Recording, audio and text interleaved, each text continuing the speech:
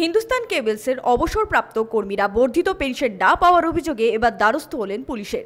Supreme কোর্টের নির্দেশ অনুযায়ী হিন্দুস্তান কেবলসের প্রায় 500 জন অবসরপ্রাপ্ত কর্মী বর্ধিত পেনশন পেতে পারেন, কিন্তু সেই নির্দেশ মানছে না হিন্দুস্তান কেবলস কর্তৃপক্ষ। এমনই অভিযোগ করছেন হিন্দুস্তান কেবলসের অবসরপ্রাপ্ত কর্মীরা। এ নিয়ে বারংবার কেবলস কর্তৃপক্ষকে বলা সত্ত্বেও তারা তাদের সাথে দেখা করছেন না বা সমস্যা সমাধানের আশ্বাস দিচ্ছেন না।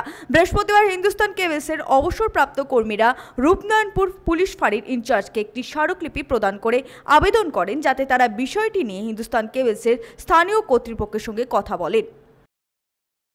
আমরা হিন্দুস্তান কেবলসের রিটায়ার এমপ্লয়ি,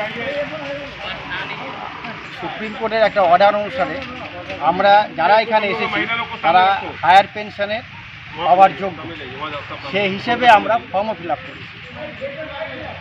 এই হায়ার পেনশন পাওয়ার ক্ষেত্রে কিছু কিছু ডকুমেন্ট এমপ্লয়ের সাইড থেকে পাওয়ার কথা, এমপ্লয়ারকে দেওয়ার কথা। ওরা এমপ্লয়ারের কাছ থেকে কিছু কিছু ডকুমেন্ট চেয়েছে। এমপ্লয়ারের প্রতিনিধি হিসেবে এখানে আছে ডি সামন্ত আর এখানে RN ওঝা।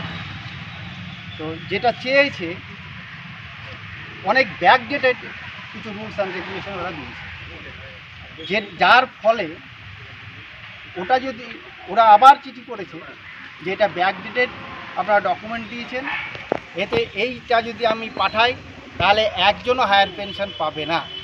তাহলে 95-এর পর থেকে, যখন থেকে কিনা এই হায়ার পেনশনটা চালু হয়েছে, তার পরের ডকুমেন্টগুলো আমাদেরকে পাঠাবে। হ্যাঁ, এখন সামন্ত বলছে আমার কাছে নেই, ওখানে যাবে, আমার কাছে এই ডকুমেন্ট কিছু নেই। এবং আমরা মনে করি ওরা ইন্টেনশনালি এটা করছে।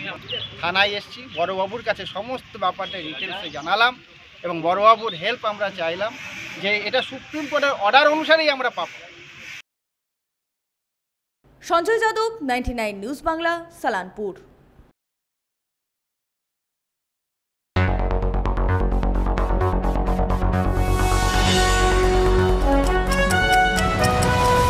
আপনারা দেখছেন 99 নিউজ বাংলা।